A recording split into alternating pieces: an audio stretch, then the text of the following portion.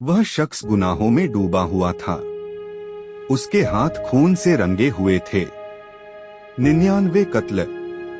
लेकिन फिर दिल में एक सवाल उठा, क्या अल्लाह मुझे माफ करेगा? आइए सुनते हैं एक सच्ची कहानी जो हमें उम्मीद सिखाती है। यह एक शख्स था जिसने जुल्म की हद पार कर दी थी। उसने 99 लोगों को कत्ल कर दिया था, मगर दिल के किसी कोने में नादामत बाकी थी। इंसान चाहे कितना भी गुनाहगार हो, दिल कभी कभी जाग जाता है। वह एक इबादत गजार शख्स के पास गया और पूछा, मैंने 99 कत्ल किए हैं, क्या मेरे लिए तौबा है? इबादत गजार ने कहा, नहीं, तुम्हारे लिए कोई माफी नहीं। यह सुनकर वह शख्स गुस्से में आ गया और उसने उसे भी कत्ल कर दिया।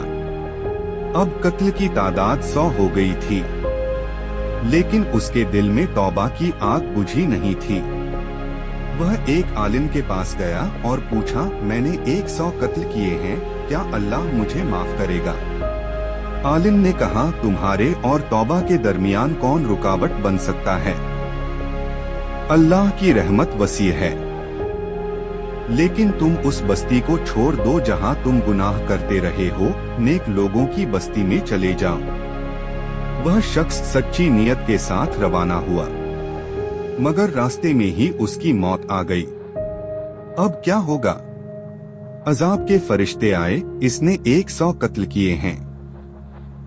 रहमत के फरिश्ते आए, लेकिन यह सच्ची तौबा करके आ रहा था। अल्लाह ताला ने नेक बस्ती को करीब कर दिया और गुनाह वाली बस्ती को दूर कर दिया। इसके नतीजे में वह नेक बस्ती के करीब था और अल्लाह ने उसे माफ फरमा दिया। यह वाकया हमें सिखाता है, अल्लाह की रहमत हर गुनाह से बड़ी है। सच्ची नियत सब कुछ बदल सकती है। माहौल बदलना भी जरूरी है। इन वाले से मशवरा करना जरूरी है। याद रखें, अल्लाह का दरवाजा अभी बंद नहीं हुआ।